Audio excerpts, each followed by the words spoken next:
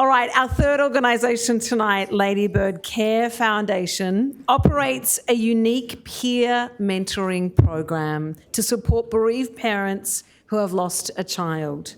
Volunteer parent mentors with lived experience receive high-quality training and support, enabling them to provide critical, emotional, psychological and social support for bereaved parents free of charge. Please welcome Wayne and Maree, co-founders of the Ladybird Care Foundation, to the stage. Thank you so much for that kind introduction, Jacinta. A wife that loses a husband is called a widow. A husband that loses a wife is called a widower. A child that loses a parent is called an orphan. But there is no word for a parent who loses a child, as that is a loss like no other. We have this expectation that life will unfold in a certain way, but losing a child goes against the natural order of things and can result in feelings of hopelessness and emptiness that can last a lifetime. There are over 400 child deaths in Queensland every year. On average, this number equates to around 4,000 family members, siblings, grandparents, aunts and uncles whose mental health is negatively impacted by child death every year. And this doesn't include extended family members and friends. The toll on our healthcare system is immense, and professional counsel often not available and not affordable for parents who've just paid for expensive funerals and ongoing medical costs. Parents and siblings often feel isolated because conversation surrounding child death is so uncomfortable. As a result, their support systems gradually vanish. Healthy conversation surrounding child death is almost non-existent in our society. This is a massive problem. This is the unspoken, unrecognised, uncomfortable mental health issue that is prevalent in our communities and has remained unaddressed for far too long. When I was preparing for this presentation, I was convinced that the best way to tell you about the success of our peer mentor program was with numbers. Then I realised it would be far more compelling if I shared two stories with you, like a sliding doors moment, if you like. The first story is of a grieving parent who received no support. The second is of a grieving parent who did receive support through our peer mentor program. Julie was called up to a hospital not far from here a few years ago because her son had had a terrible accident. He was out jogging one night. It was very dark. He stumbled into a storm water drain, hit his head and passed away. Julie was offered no counselling following her departure from the hospital that evening, but was left to grieve her son alone. Julie now presents to the emergency department on a regular basis, sometimes up to 3 times a week. Her brain is so badly damaged by drug and alcohol abuse that barring a miracle, there is no hope for recovery. In contrast, another parent who we'll call John. Now, John was faced with a devastating reality that his 15-year-old was dying. When his child passed away, John moved to Queensland and then reached out to us to engage in the peer mentor program. Now, John's life was shattered. His marriage had failed, and his children were now living in a different state. When John's mentor met with him, He was a broken shell of a man with no sense of purpose and was even questioning his own sanity. He was so relieved to talk with a mentor who had a similar experience to his own. The first time they met was on Zoom, and John openly shared his story for over an hour. When he eventually raised his head, after silently crying, he looked at his mentor and noticed the mentor had tears in his eyes too. John said this: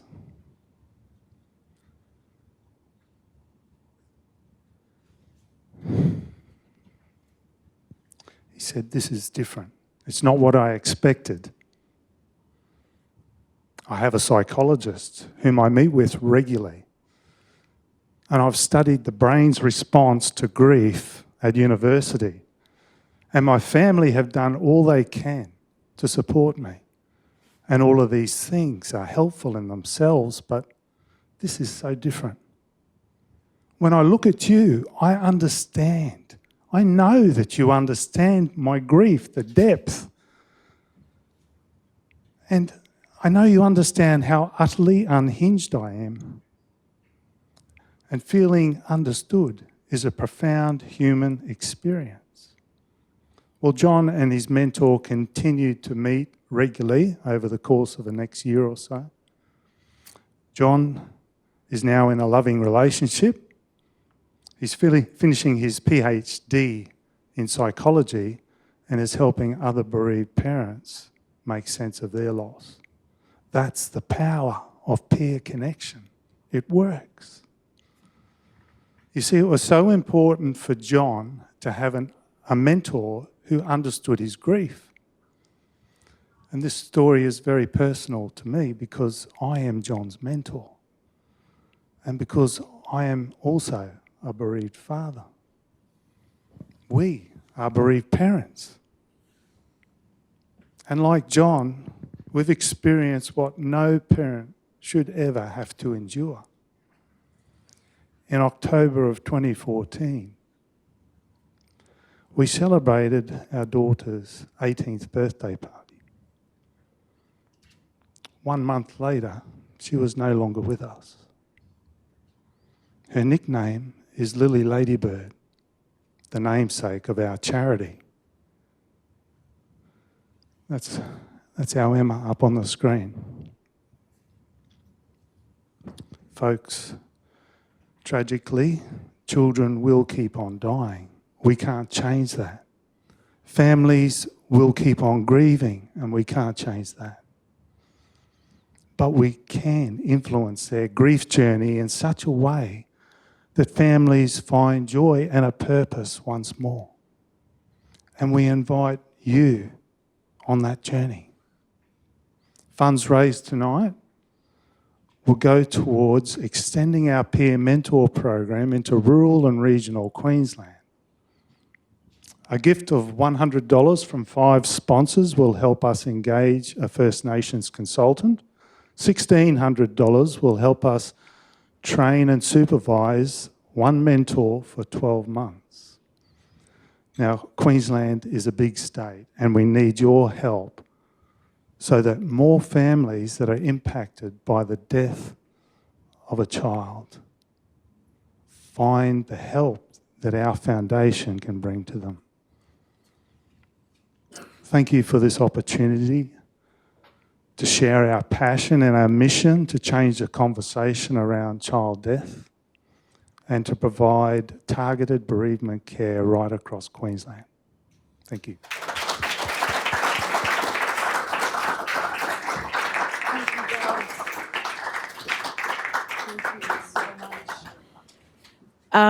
And how beautiful to have this gorgeous girl with us as well. And it's wonderful to celebrate her life tonight. Thank you very much for such a personal and beautiful expression of what you do to make what has been obviously a very, very difficult time into something so beautifully productive in her name. Questions from our audience? Yes, you're very good at questions. Can I say thank you for having questions? Anybody who knows me knows I always ask questions. It's beautiful. Having had an experience 47 years ago, when I was in hospital and had a baby go to heaven very quickly, do you reach into hospitals? Do you reach to the mothers who've had their children go and who are taken away and you never see them again? You don't even get to take them home? Do you reach out to them? Thankfully, the story that you've just shared doesn't happen now. In fact, mothers are encouraged to grieve well and hold their babies for sometimes days and even name their babies. May I ask, did you get a chance to name your baby? I'm sorry about that. Yes, referrals come from hospitals, referrals come from mortuaries, from primary healthcare networks, from funeral homes and coronial services as well. Love to you. Any other questions in the room? It's hard to ask questions when it is so beautifully raw in this way. And I think what I want to know is that scalability. I mean, we're going to take it into regional Queensland, and I have friends in Victoria.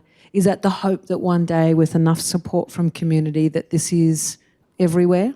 Yes, it is. We've taken steps to make that happen already. We've had conversations with AMA Queensland Foundation and the Rural Doctors Association of Queensland to use their networks to enable us to expand the peer mentor program into those regions. And our intention is to employ and engage a First Nations consultant to make those culturally safe connections in remote areas. I think, we have one question down here. Kristen's there with the microphone. What wonderful work. I am curious about the support you provide to mentors and the training that you give to mentors who might find the work triggering and how you navigate that. Yeah. Great question. Our potential mentors undergo an interview process. We have a senior social worker on staff as our peer mentor program manager, who is very astute in discerning whether the potential mentor is at that point in their grief journey where they can provide a safe companionship to a newly bereaved parent. Following that, they engage in an extensive training day and follow up with group supervision every month. We have a system whereby our encounters are actually recorded on a digital app, and there is a system there where we have orange or red flags. If the mentor feels that there is a situation arising that is beyond their scope of abilities to handle and manage, it is then referred to the senior social worker and psychologist to manage. Incredible. And just how many mentors are working in this program? We started with a pilot program within the Queensland Children's Hospital. We established 19 mentors in that time. Since then, we've privatised and we've had our first training session for a group of 8 mentors in November. There's another, in June. There's another training session happening in November and then again in April next year. It's incredible. And again, Lily Ladybird just here with us. Thank you so much. Please, a massive round of applause for your work. We thank you. And we hope we can do you proud tonight as well.